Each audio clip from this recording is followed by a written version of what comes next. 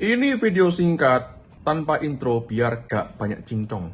Pak Adi, kalau saya beli saham yang bagus, berarti saya harus cari saham yang perusahaan yang fundamentalnya bagus atau valuasi sahamnya murah. Apakah betul Pak Adi? Salah. Jadi banyak orang demi untuk bisa beli saham yang bagus supaya harganya naik, ya, maka dia harus beli saham yang fundamentalnya bagus atau valuasinya murah bla bla bla. Ya, yang PER-nya di bawah 10 atau PBV di bawah 1. Atau yang dividen payout ratio besar bla bla bla. Halah, ketika Anda menemukan sebuah sinyal beli ya atas sebuah saham, nggak peduli Anda dapat sinyal beli dari fundamental, ya, dari teknikal, ya, atau dari dapat wangsit dari jin iprit, ya, itu artinya saham itu punya probabilitas atau kemungkinan besar untuk bisa naik harganya, ya. Jadi selalu ada kemungkinan atau probabilitas karena tidak ada yang pasti.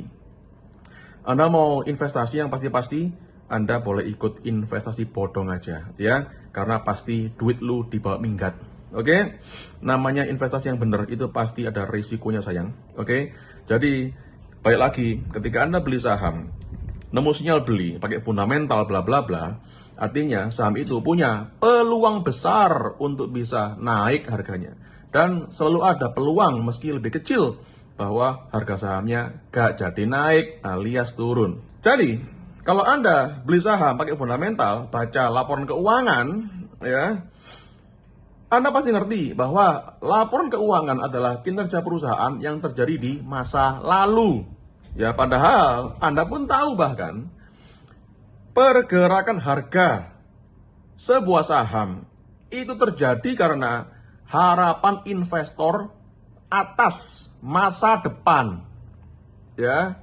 Jadi, ngapain Anda beli saham pakai rekor masa lalu?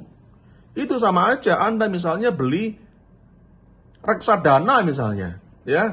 Dengan kinerja fund manager yang kinclong di masa lalu, apakah jamin, ya, bahwa kinerjanya akan tetap kinclong di masa depan?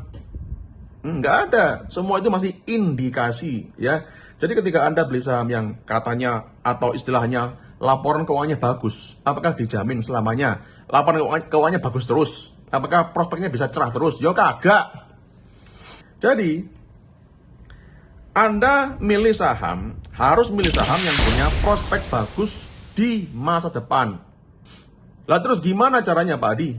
Saya bisa menemukan saham-saham yang punya peluang besar, punya prospek bagus di masa depan, tanpa harus ngitungin fundamental, rasio keuangan, PBV, PER, bla bla bla, yang kebanyakan cincong itu. Nah, good question. Caranya, Anda akan belajar di sesi live trade webinar Taurus berikutnya. Caranya, Anda klik link di deskripsi video di bawah ini, ya. Sekaligus lihat portfolio saham saya, hasil trading saham dengan metode VBAR Taurus tanpa ngitungin fundamental, laporan keuangan bla bla bla yang kebanyakan cincong itu. Sampai ketemu di live trade Taurus.